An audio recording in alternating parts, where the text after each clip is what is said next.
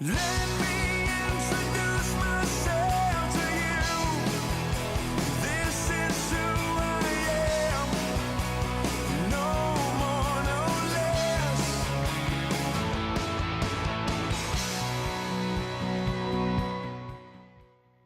Sponsored by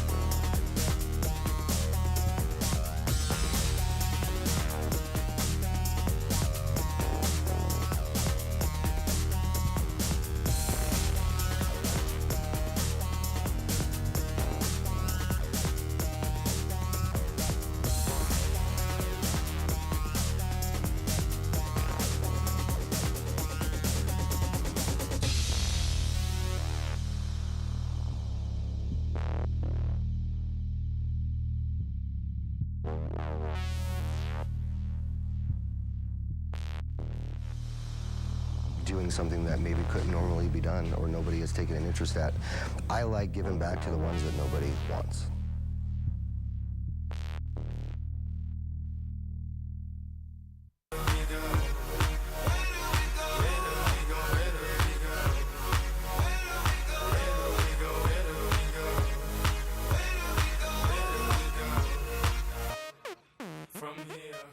Hi, welcome to Seeing the Need, Finding the Solution 2012. And we're going to be talking for quite a while on mental illness, but the specific aspect of mental illness is going to be threefold. It centers around integrated healthcare, it centers around health disparities, understanding health disparities, understanding whole health, and treating the whole person as well. And back with us, which is no stranger, and a pleasure to have on the show, leading off the campaign as the title sponsor, which is People of Color Network, Tomas Leon, CEO, and welcome, Tomas. Thank you very much. Appreciate Happy New Year. You too. Thanks. Thanks for the long break as well, so we had to get a little time to gear up for this next campaign. Let's get right into it a little bit. Give a little background on the health disparities aspect of how that became, how it came to fold. Well, one of the main health disparities that we're focusing on right now has to do with people who are experiencing and suffering with mental illness. And you may know, and the audience may know, but I'll keep sharing this information. You know, 1 in 4 individuals throughout the country experience and suffer with mental illness.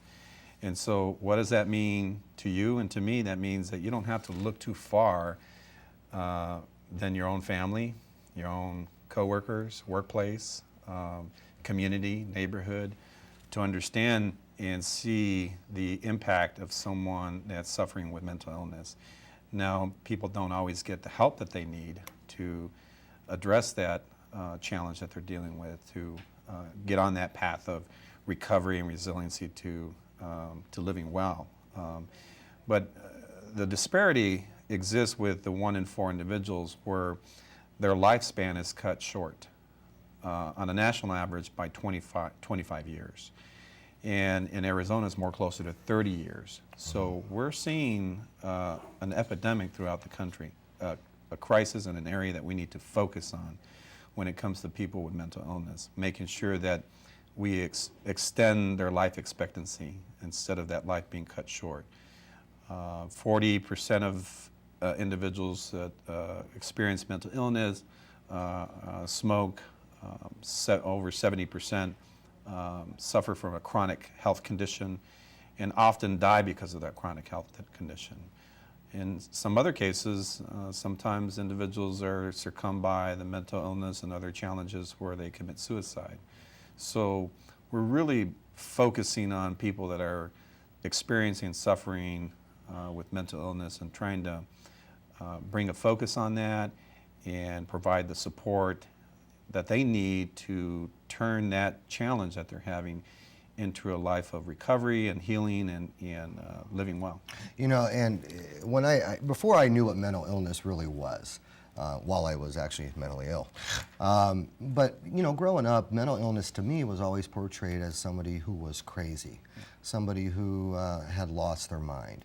You know, and I didn't understand obviously until I got in later on in life. But for the 16-year-old out there, for the parent out there that doesn't necessarily know what mental illness is, a couple ideas of what mental illness involves. It doesn't just necessarily mean somebody who is schizophrenic or bipolar as well, too.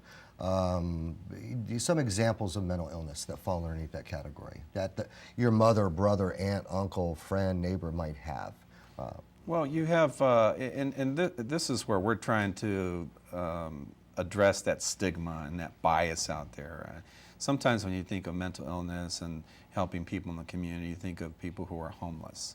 Not all people who are homeless have mental illness. Right. A good portion of folks do.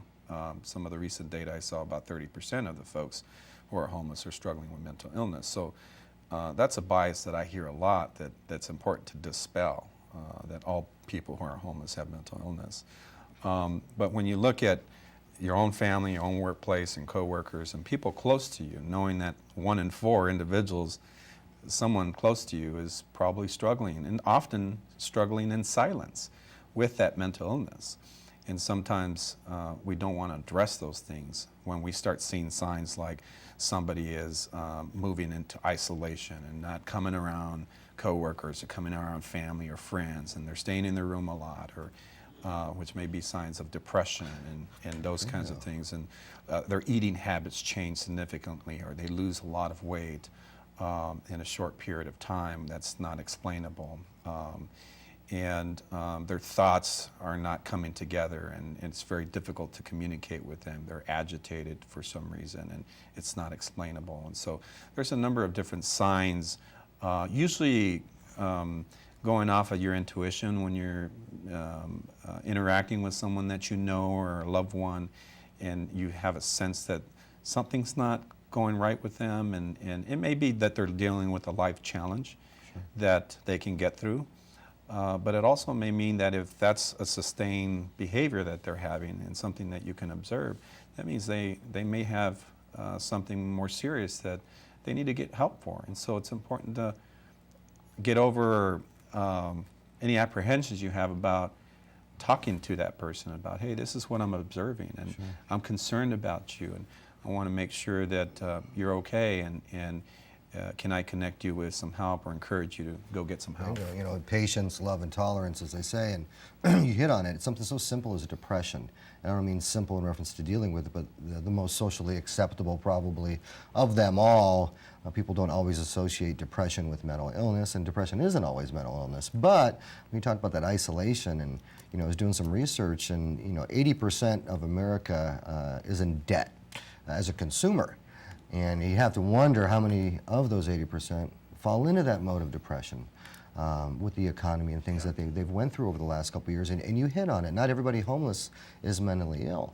And there are some people out there that actually are not homeless either, that suffer from mental illness and may not even know it as well, too.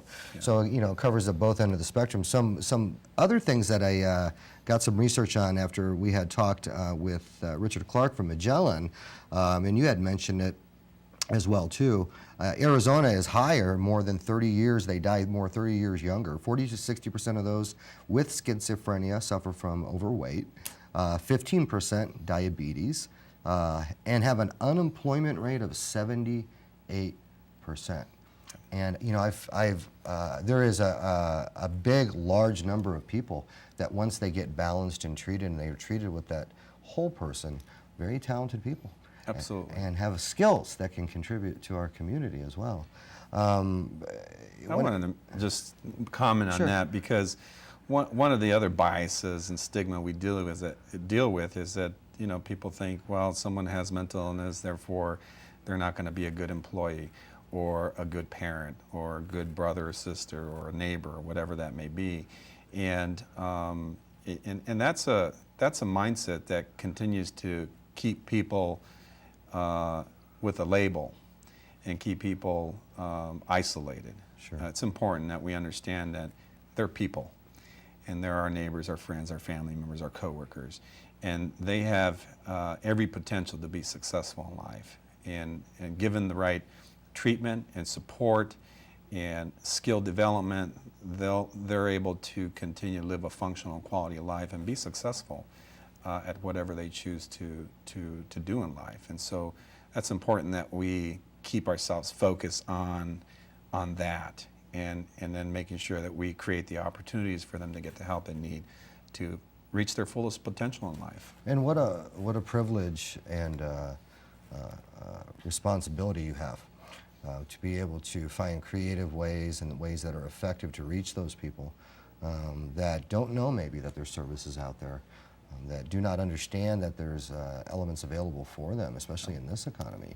And I can't get off of two things that you've always said. One, people have physical health, which means people also have mental health. Everybody does. Right. And the one thing that you just said, they're people. Whether it's your neighbor, whether it is your sister, brother, aunt, uncle. And it comes in that element of, in reference to the way that I think of loving and being patient and tolerant and caring for that other individual. And how do you do that to be effective if you don't know where to go? So with that in mind, launching off the 2012 campaign, where do we go from here? And talking about They Are People, this is Tomas Leon from People of Color Network, and we'll be right back after these commercials.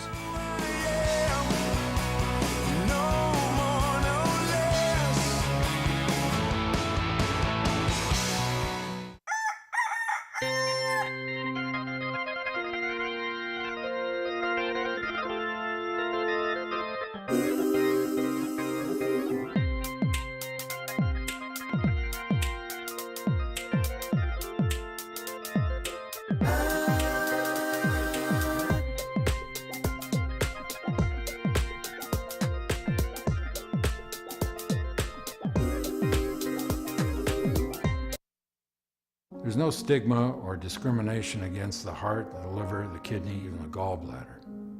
Doesn't even have a job. Yesterday, depression was kept in the dark, And bipolar disorder was your best friend's mother's problem. but the tide is turning. We're stopping the stigma. We're coming out. Our goal is to make the discussion of mental dis-ease cool and trendy. No kidding? Me too. No kidding. Me too. No kidding. Me too. It's time we gave the all-American brain some peace of mind. Living with mental illness is a challenge, but it makes me stronger. Some would say I'm crazy. I would say I'm enlightened. Some would say I have a disability. I would say I have special abilities. Some would say I'm far from ordinary, but I'd say I'm extraordinary. 1 in 4 adults are affected by mental illness. To learn more, visit oneinfor.info.